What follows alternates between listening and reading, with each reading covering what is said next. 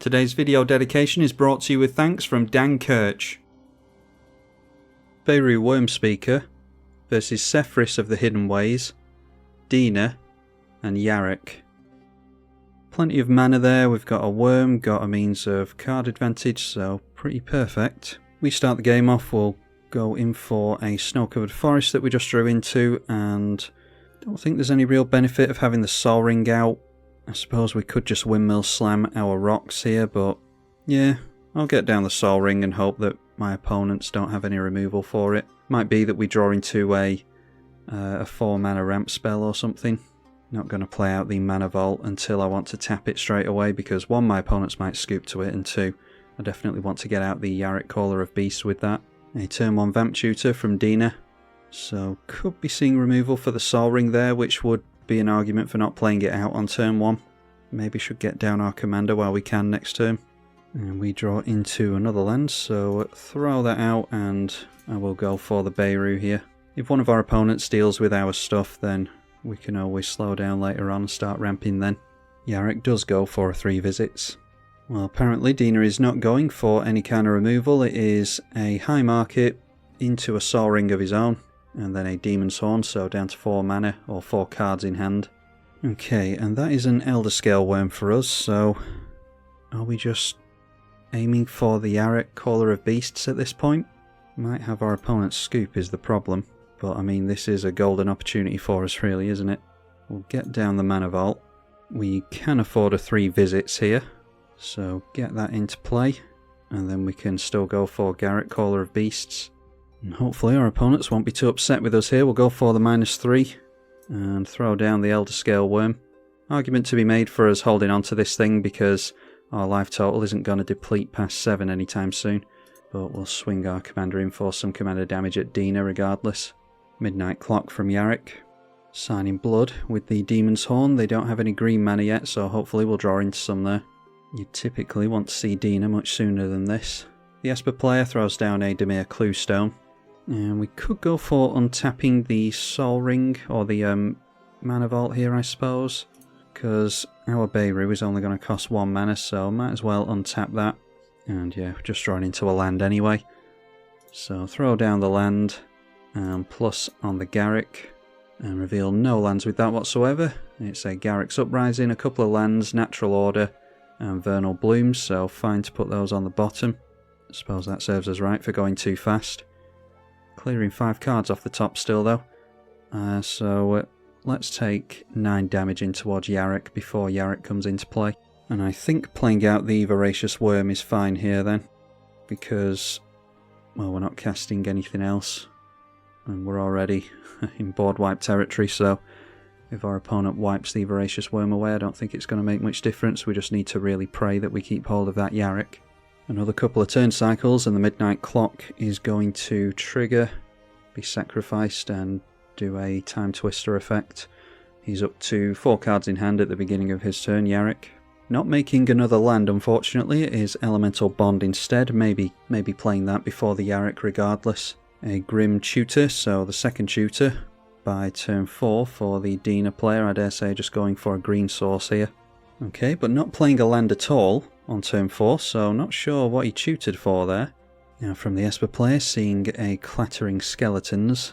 When it dies, venture into the dungeon, a 4/3, and that will trigger the Demon's Horn on Dina's side of the field as well. So I think we're fine to activate the Beirut here, and that will make us a 1 mana 6/6 worm. Okay, we draw into Quirion Ranger, so we can start abusing the Beirut at the very least. Go for the plus on Yarok again straight away. Still no lands. Return of the Wildspeaker would have been nice, so would the Sylvan Library. Clearing 3 lands off the top as well. So I'm glad I got into the Quirion Ranger here, might as well empty our hand at this point. So tap down the Beirut for another 6/6 worm token, and then we'll bounce a tapped forest, untap the Beirut with the Quirion Ranger, and we can do this again. Let's swing in again first, so we can do... I think we're fine to continue to just focus on the Yarok player, simply because it's Yarok and they're about to get a Death Toucher in the way. So not wanting my opponent to scoop, but yeah, they're about to refill their hand and get a Death Toucher in the way, so plus it's Yarok. Although they are having a pretty slow time of it, unfortunately for them. So they go plummeting down to 12 by turn 5. We've had a lightning fast start here, unfortunately for our opponents. Can soon be drawn to a halt if we keep making the terrible draws we're making though. One board wipe and some removal on Yarok, and yeah, that'll be us doing nothing pretty much.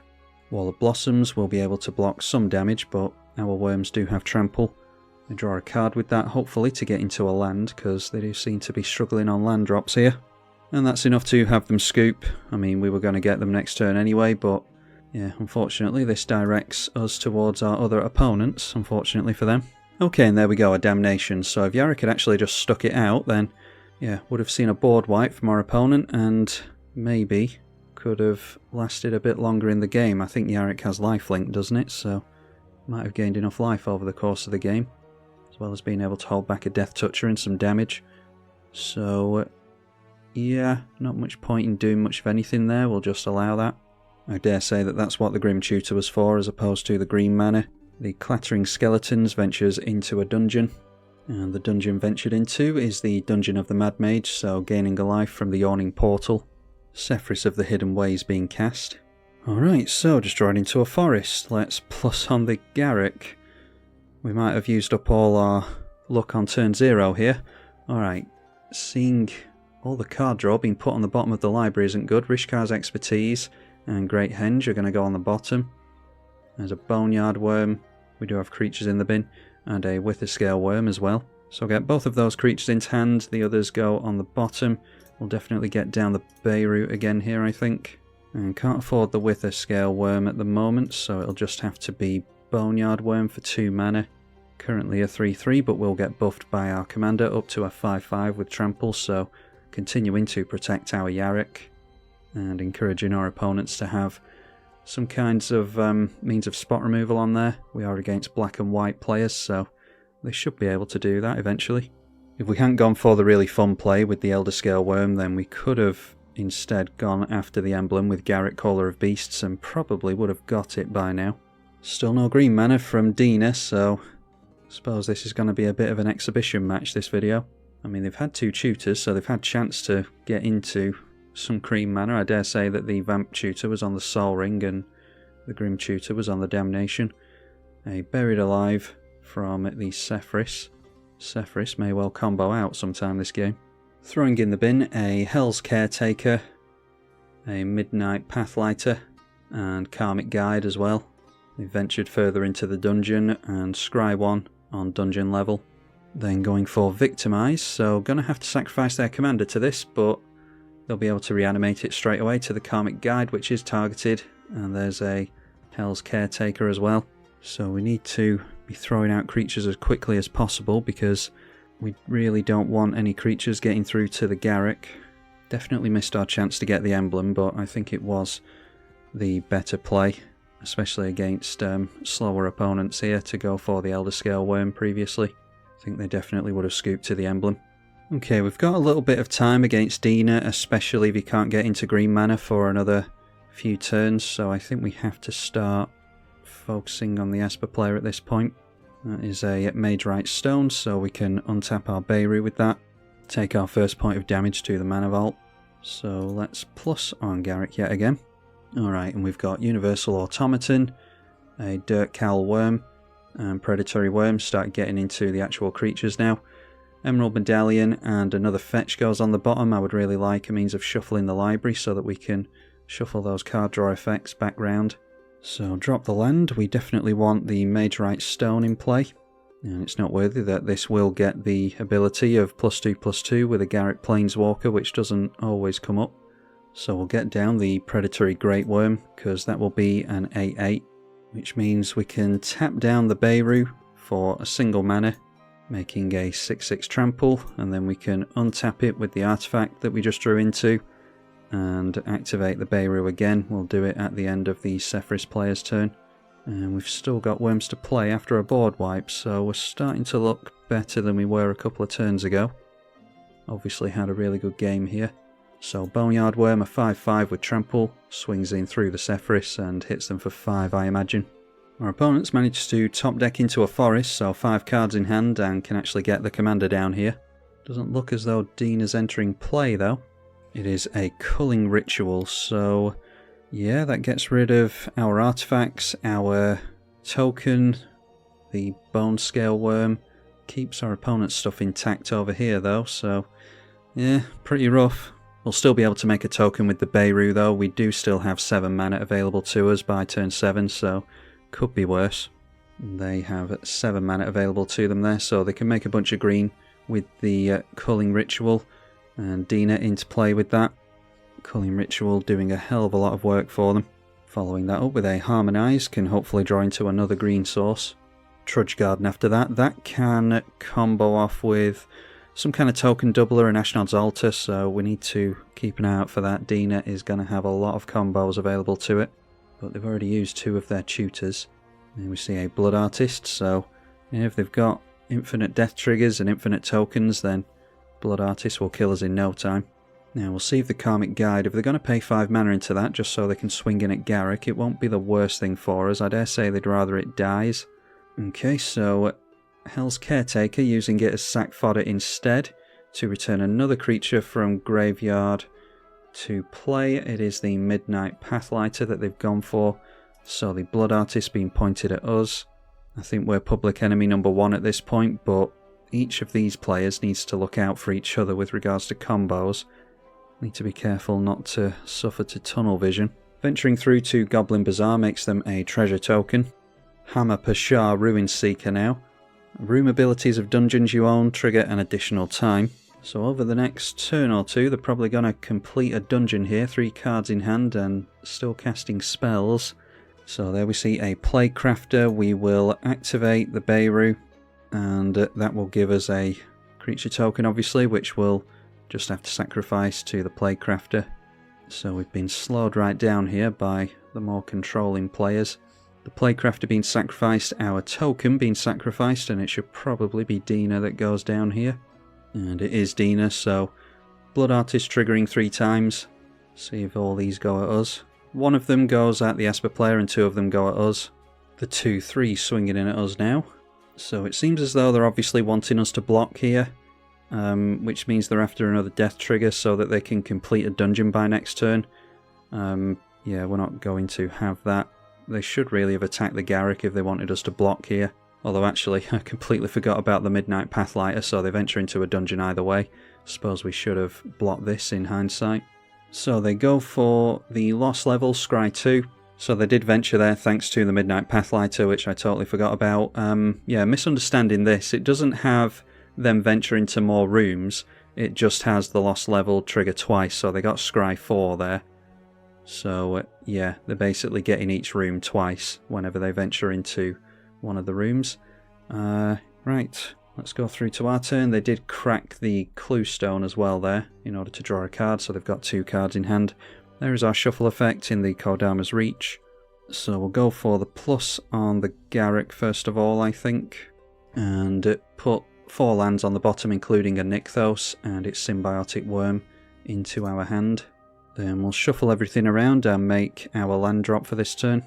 So for all we know, we could have put some decent card draw on top of our library now. And we may be able to get down the emblem sometime this game if we're lucky.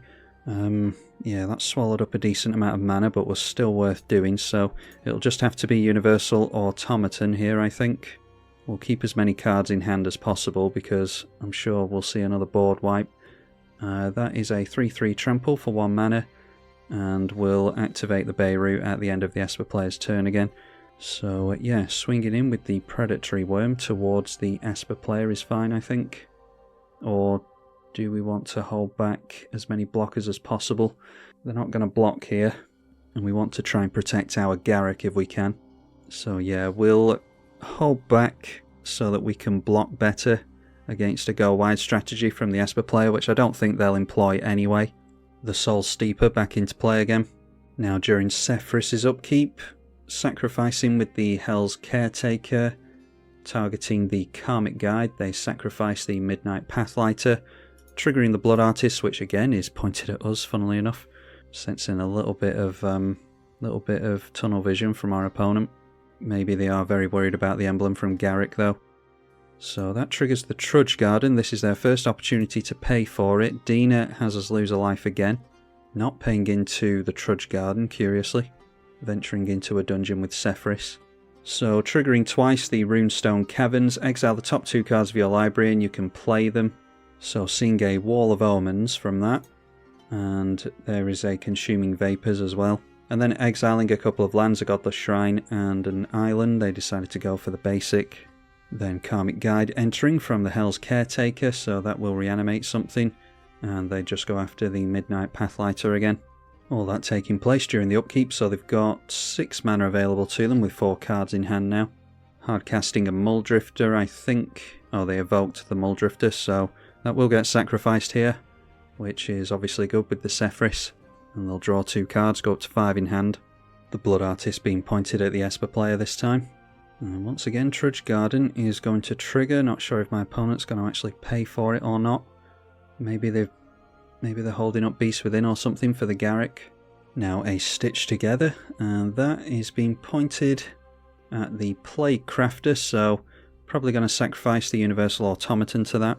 I'm assuming they have Threshold here. Yeah, they've got 8 cards in the bin, so that is a reanimation spell. Activate the Beirut in response. We'll see if the Plaguecrafter forcing Dina to be sacrificed is going to have Dina actually look over at the Sefris player. Because I don't think they've looked away from us yet. I have the feeling that they're still worried about us. So it's 3 more triggers with the Blood Artist. Yeah, looks like he's clicked now, so 3 of the Blood Artist triggers going straight onto Sefris. I think it is Sefris that we need to be worrying about here. Plaguecrafter sacrificed the Karmic Guide, by the way. So Karmic Guide's in the bin again, ready to be reanimated once more. It will not be able to swing in over our head into the Yarok, which is noteworthy. Alright, Sefris is swinging in at Yarok now. Completely forgot Midnight. Keep forgetting Midnight Pathlighter. This makes it unblockable, so yeah.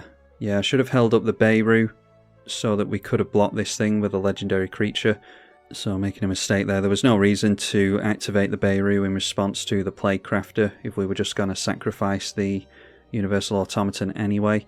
But I think it was a pretty far-fetched idea for us to be able to get the emblem on Yarok.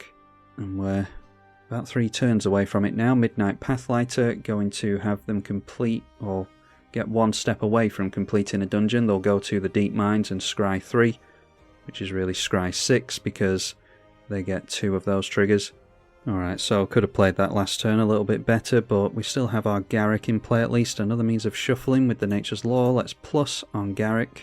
And that is a Sarith, so yeah, our untapped creatures will have Hexproof, the tapped ones will have Death Touch.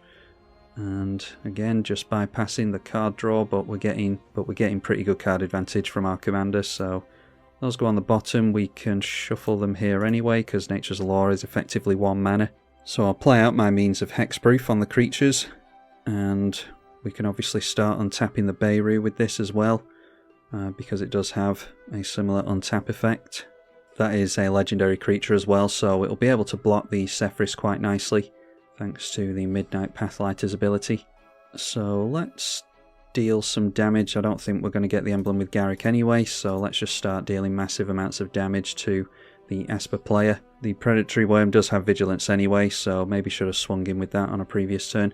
The Wall of Omens being thrown away, so they will get another Sefris trigger, and this will allow them to complete a dungeon, but we can't be held hostage by that thing forever.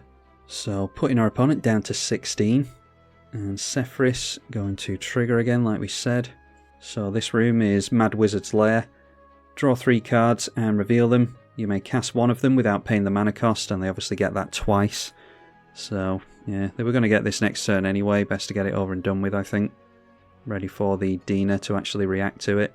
The 3 cards revealed are a Sun Titan, a Radiant Solar, and a Frantic Search, so some pretty damn good draws. It is Radiant Solar that they cast for free. Yeah, when I built Sefris, I don't think I had all this Venture stuff available. Obviously, new Venture things have been printed, but they were quite far behind on printing all these things on Magic Online. So Sefris looking like a pretty good deck now compared to when I built it. So they venture into a dungeon again, and it is Dungeon of the Mad Mage again. So they gain a couple of life here. And the Sefris is pointed at the Karmic Guide, which has done some work here. They did complete a dungeon, so Sefris reanimates something. So they'll definitely have access to flyers to take out the Yarok if they want to. Karmic Guide being pointed at the Clattering Skeletons. And that's another non-token creature entering play, so it triggers the Radiant Solar again. So they scry 2. And then through to the third room, looks like they're taking the exact same route. Goblin Bazaar, 2 treasure tokens. And revealed this time was a Glacial Fortress, an Amphib Mutineer, and a Priest of Fell Rites. They are casting the Amphib Mutineer for free. That's from the original completion of the dungeon finally resolving. Which triggers the Radiant Solar again because it is another creature entering. Amphib Mutineer gets pointed at the Blood Artist, probably a good target for that. They should sacrifice with the High Market in response. Not sure how much reanimation they've got available to them, but still. Just wanted to hold on that for a minute to give them chance to remove auto yields, because, yeah, maybe they were F6 there and wouldn't have had chance to sacrifice, so sacrificing the Blood Artist and hopefully pointing that at the Esper player. Then Trudge Garden activating once again and finally putting the 2 mana into that, so yeah, not sure if they were holding on to anything all that time, but I think they've missed out on a trigger with this. Anyway, getting a 4/4 Fungus Beast into play, and they gain a life to the High Market by sacrificing the Blood Artist. Radiant Solar going to resolve from the Amphib Mutineer, takes them into the lost level, so scry 2 twice. So missing out on the big hit from the Predatory Worm against the Sefris might be relevant. We could have them down to 9 here. And that was all during my turn, don't forget, so we go through to Dina's. A board wipe wouldn't be the worst thing in the world at this point. Asceticism from Dina, so yeah, turn 9 and just continuing to set up over there. Holding up that 3 mana with green available yet again, so yeah, still have a feeling that there's a beast within over there. The Karmic Guide being sacrificed to its own echo cost will trigger the Sefris.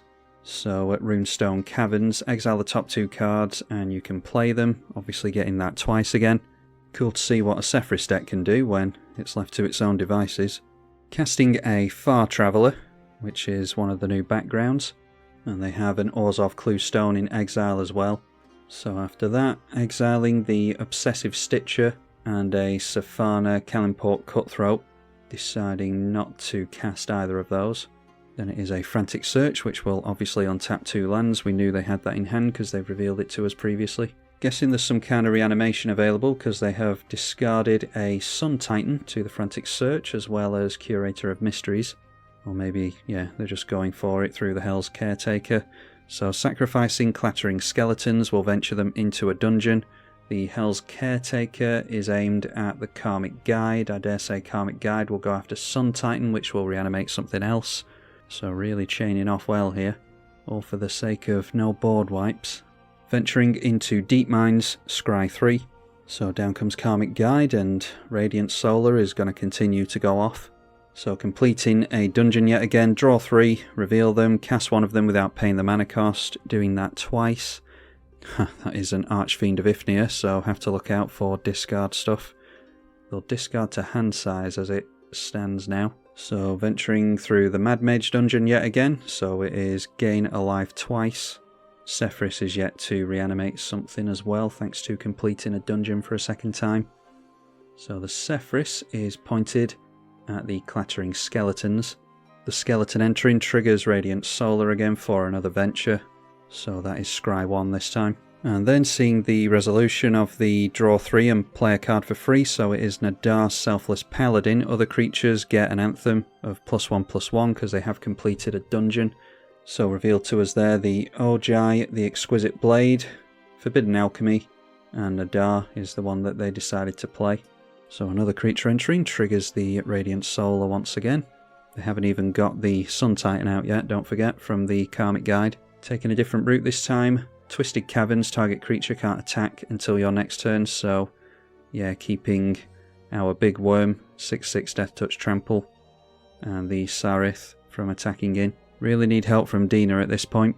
They venture into a dungeon from the Nadar as well, so going through to lost level, scry 2.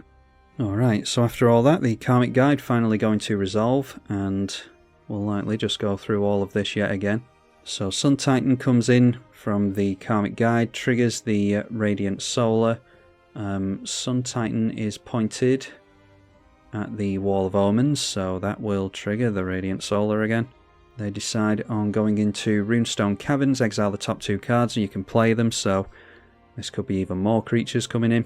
I really hope that Dina isn't holding on to a Beast Within when they could have had rid of Radiant Solar all this time. There's a Vault of Champions in exile, and they cast a Vaspelark, which is a creature, so you know what that means. Triggers the Radiant again. Vasperjack did get evoked there, so returning a creature with power 1 or less from graveyard to battlefield.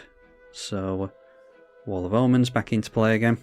Noteworthy that that is the same target that the Sun Titan has, so Sun Titan's trigger will fizzle there because it will be a different Wall of Omens in the bin by the time this hits the bin again, assuming it does. Regardless, Wall of Omens going to draw a card, Radiant Solar, doing more Radiant Solar stuff. Completing the dungeon, drawing 3, playing 1 for free, and revealing to us an Imoin Mystic Trickster, which obviously triggers it again. Then completing the dungeon triggers the Sefris again, so they can reanimate something, and they reanimate the Vesperlark. Radiant, and they've gained 10 life over the past turn cycle here, so yeah, it's not looking very promising for us. Let's see here, the reveal zone goes really weird with these cards for some reason. Street Wraith has been revealed, and they're casting a Borrowing of Clan Undur. Revealed a Castle Ardenvale as well. Radiant, and after that's resolved, Borrowing will venture them into a dungeon as well. And then they finally resolve the completion of the dungeon, which they've had a copy of. So they'll reveal 3 cards here and play 1 for free. Okay, that didn't have them reveal for some reason, so I'm not sure what happened there. Anyway, they hard cast Unfulfilled Desires, and the Sun Titan fizzles thankfully, so looks like this is finally the end of the turn. They did all of that during the upkeep, and they are tapped out. They'll still be able to get some ventures here though by swinging in. And their creatures are more difficult to block now thanks to having the Anthem effect and unblockable and stuff like that. They did have a Tundra in hand that they played, and they've got some treasures as well, so they can still do some stuff here. Commander creatures you own have room abilities of dungeons. You own trigger an additional time, so they'll get 3 triggers on those now. Noteworthy that the Archfiend is in play and they've got 15 cards in hand, so yeah, they'll discard 8 cards at the end of the turn, which pretty much wipes the board. So swinging in their stuff at the Yarok, and then turning in sideways towards Dina as well. So we'll go through to blocks, see if we can actually do anything here. And that's what they've been holding up all this time, an Arachnogenesis, so that protects our Yarok for a little bit, because it will stop all damage dealt by all creatures that are not spiders. So we don't have any changelings in play or anything. Noteworthy that we could have got some free damage with the Universal Automaton previously, because that is a spider. Only 3 spider tokens for our opponent, unfortunately. Okay, I don't know if they could have ganged up on anything there. Oh no, I think they've got... Yeah, I think it was these 3 that were swinging in at Dina, and they all have 4 toughness, so only having 3 spiders means they couldn't kill anything off there, unfortunately. We'll finally go for an activation on Beirut and go through to our turn and do little to nothing against the Esper player, I don't think. Now from somewhere, Sefris has gained the ability at the end of your turn, flicker a tapped creature. So they're deciding to flicker the Plague Crafter, which has dealt a decent amount of damage to us thanks to being able to control the number of worm tokens that we have. And of course it does continue to trigger Radiant. They're currently in the lost level, so going through to Mural's graveyard. So I think they've been in every single room in this dungeon now, creating 2 1/1 skeleton tokens. They'll do that 3 times. Sacrifice a token. They sacrifice the clattering skeletons to venture again. So scry 3 times. So discarding down to 7, and Archfiend of Ifnir going to wipe the board here. So I'm hoping that we're going to have to sit through another turn or 2 of that Esper player stuff. I was hoping that they'd be able to get rid of us sometime soon. Alright, so let's see what they discarded. Some lands, Ashen Rider, the Ojai, and yeah, just a bunch of lands basically. So even if we had the emblem with Yarok, I doubt we could have done much with it against this player. Okay, we draw into a forest. Let's plus on the Yarok. I think we're just playing out the Symbiotic Worm here and waiting for death. Our opponent goes wide on us even if we get a couple of worms down here, so might as well just be curious and see what we draw into off the top. Instill Energy, some lands, and then a Woodland Changeling and a Defiler of Vigour. We can take some life to Defiler of Vigour. So play a land, we'll get down the Defiler straight away. Still don't think this card has been discovered by people. It's a very, very good card. Obviously not going to do much here against my opponent, but I think we displayed how good it is in a previous Bayru video. If you've got a deck that uses a green plus counter strategy or a go wide strategy where you want to buff your creatures, anything like that, go tall, go wide stuff, then yeah, in green you definitely want to consider Defiler of Vigour. Just going to pay as much life as possible to help the game end. I'm assuming that Dina isn't going to do anything, but I won't assume, and the client's bugging out thanks to all the permanents over there. Then play the Wither-Scale Worm as well. Don't think it really matters which order we played them in, could have gone for this first I suppose. Sefris discarding the Street Wraith during the end of our turn, so that triggers the Sefris and the Archfiend of Ifnir to put a minus counter on each of our stuff. And they complete a dungeon again, continuing to play on everyone else's turn. Revealing to us Seasoned Dungeoneer, a Disciple of Bolas, and a Cabal Coffers. I don't think there's an Urborg in play, no. Anyway, deciding to cast the Seasoned Dungeoneer. Yeah, I'm really just starting to lose track of everything that's going on here. So we see that our opponent has the initiative. Obviously a Radiant Solar trigger is on the stack. They've completed another dungeon, so Sefris going to reanimate something. It is the Ashen Raider, or Ashen Rider, that they're going after with their commander. And yeah, the Dina player has decided to scoop now, so I think it's safe for me to as well, because we've seen what this deck is doing. And yeah, I don't think it's going to do anything particularly unique at this point. It's a pretty typical Sefris deck with all the dungeon and venture stuff. I will fast forward through the video and you can try to follow what goes on the stack and permanents that come into play and stuff. So for any of you who are interested, you can carry on watching here.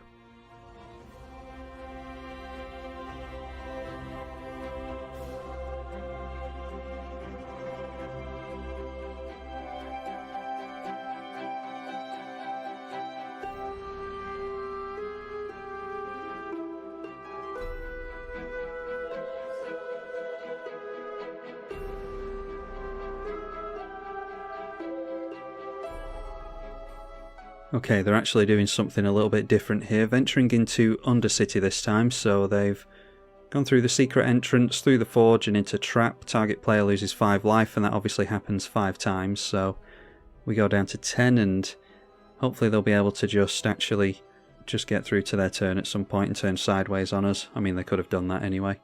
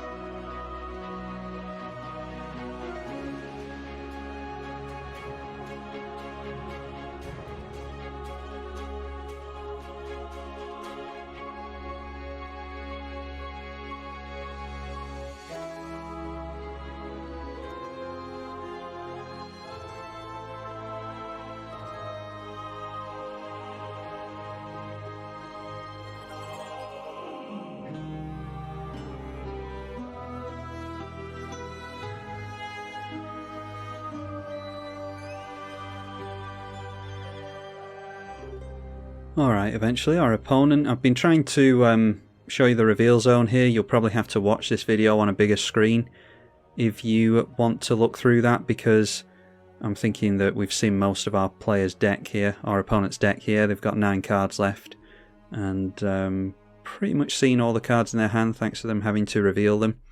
So if you want to build this deck yourself, you'll be able to pretty much build this one, I would have thought, if you can follow through on a bigger screen in the reveal zone. These videos are recorded in 4K for any of you that don't know, so don't forget to change your resolution so that you can better see smaller text on the screen and stuff like that. Anyway, they turn in sideways, get a bunch of triggers here. I'm not really interested in what they are. Just wondering if my opponent's going to accidentally deck himself here.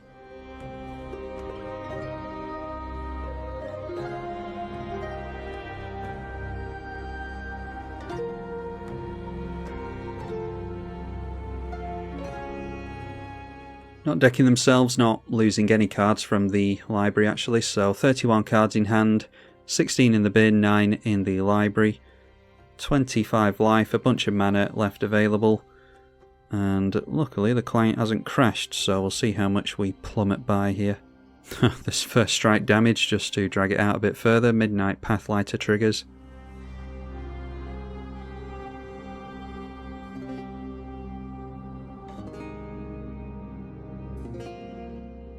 And there we are, going down to minus 107.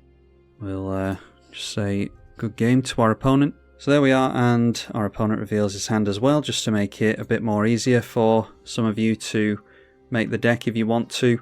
Yeah, so don't forget, I'll have gone through the reveal zone and the exile zone and the graveyard. They've got 9 cards left, so you'll have to fill those out yourself as best you can through EDH Rec or something like that. But yeah, thank you to my opponents for playing, and thank you all for watching. Hopefully you all enjoyed it. It's Christmas Eve now, so by the time this airs you'll have had Christmas and maybe even New Year already, so hopefully you have a good holiday season and a safe one. Big thank you to you all for your support throughout the year, and all the best for 2023. I'm tribalkai. Thank you for watching.